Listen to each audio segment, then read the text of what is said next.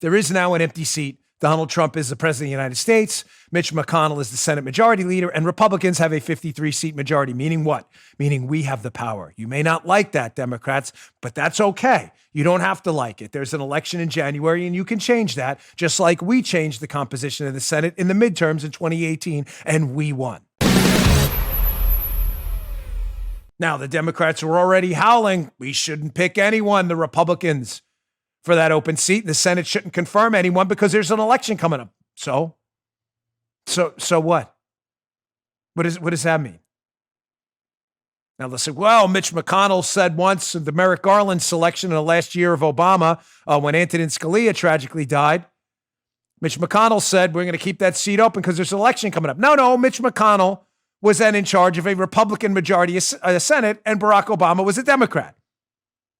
Totally different.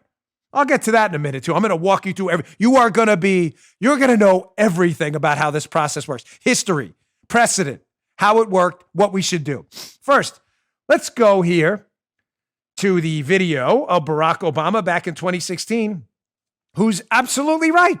There's an open seat. You're damn right. You should pick it. So hat tip, Barack Obama. Listen to this one. Check this out.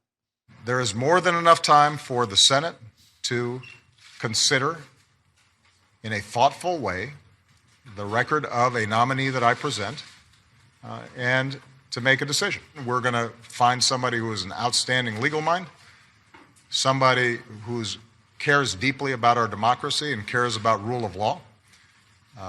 There's not going to be any particular position on a particular issue that determines whether or not I nominate them, but I'm going to present somebody who indisputably is qualified for the seat, and any fair-minded person, even somebody who disagreed with my politics, would say would serve with honor and integrity on the court. Now, part of the problem that we have here is we've almost gotten accustomed to how obstructionist the Senate's become when it comes to nominations. So in some ways, this argument is just an extension of what we've seen in the Senate generally, and not just on judicial nominees. Should we interpret your comments just now that you are likely to choose a moderate nominee? Would you consider? No. Okay. I don't know where you found that.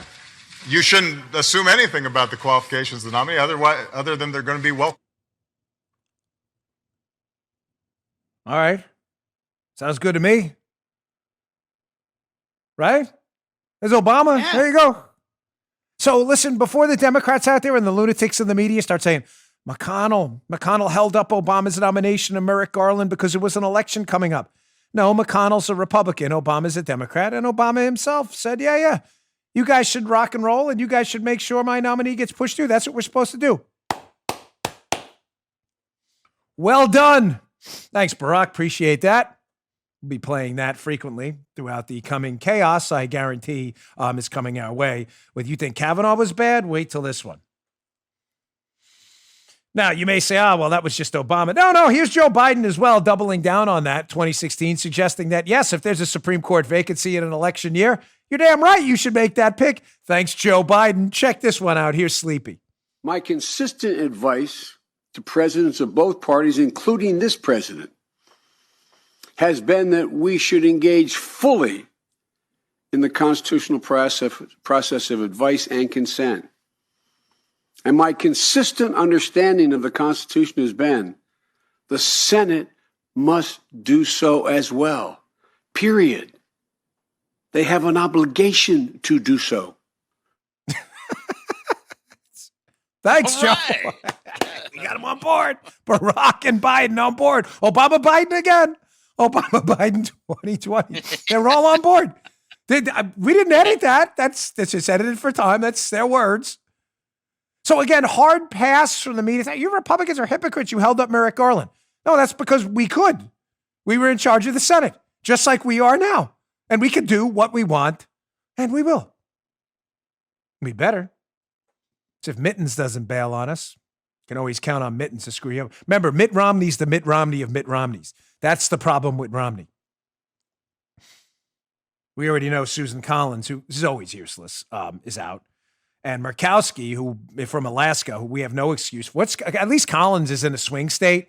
She has some excuse. I don't buy it, but it's an excuse. Hey, I'm in a swing state. I'm going to play to both political parties. Murkowski's from Alaska. Murkowski is as useless. I'll leave the rest of that. Useless. Useless.